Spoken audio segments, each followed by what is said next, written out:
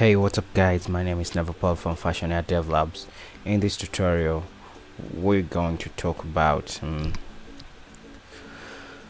okay, so far we've been exploring the way that SAS makes it possible to write CSS more efficiently. In this chapter and the next, we'll look at how SAS lets you keep your CSS code dry, meaning don't repeat yourself. Talking of import, anything you can do in CSS you can do in SAS, and that includes using import directive. But as you've probably come to expect, SAS extends import in some useful way. Okay, to start with an example, I will show you how you can include SAS files in a particular SAS file. So let me just write in the code. So as you can see here, I've created a folder known as params, and inside the params I've got param s.scss with an underscore and params.scss without underscore. So if I want to include these files in my app.scss file, all I do is just write import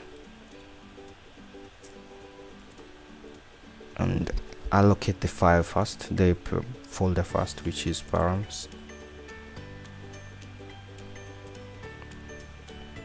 and finally I'll locate these underscore param.scss. But if you got underscore param.scss, SCSS knows how to read these without .scss. It will treat these as an appended file, so I'll just write in param,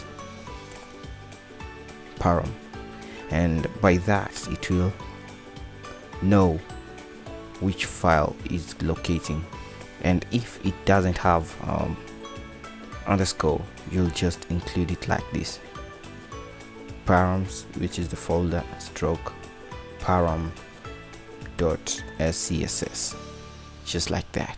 And so let us just write some code inside this param with an underscore, and I'll just write a simple code like this here.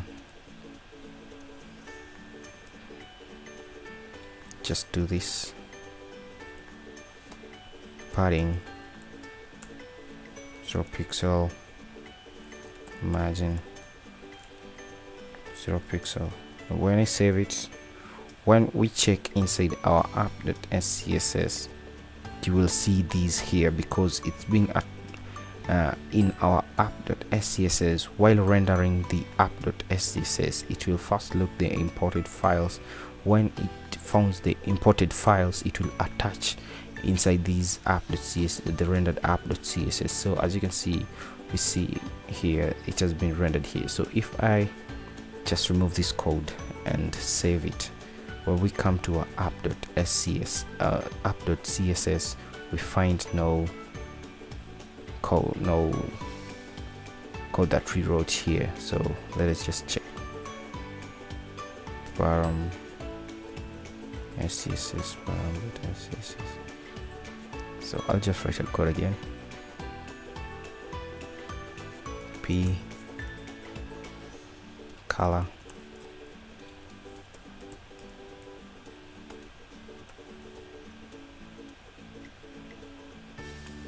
so when we check our app.css, okay, just a minute. Oh, so okay guys, it's param.scss, so params.scss. when we check our CSS file, we'll see the code appended here. So all I'll just do, I'll delete these because I did the wrong. I imported the wrong file, so let me just start over. We are importing params.scss, which is this, and the code I've written here. So when I just save the file, it will write it to our app.scss. So this is how we import files from different folders to a particular SCSS file. So you first locate the folder, then the file, like I've done here. So guys,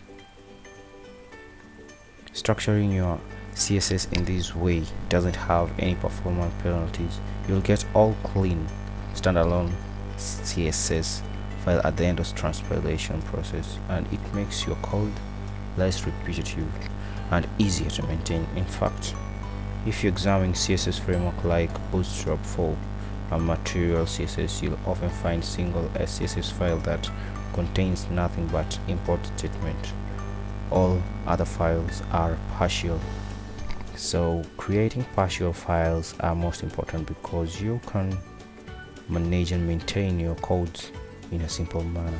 After transpilation, all will be handled by, well, all will be saved in a single app CSS file. So guys, thank you for watching. I hope to see you in another video where I'll be discussing about mixins.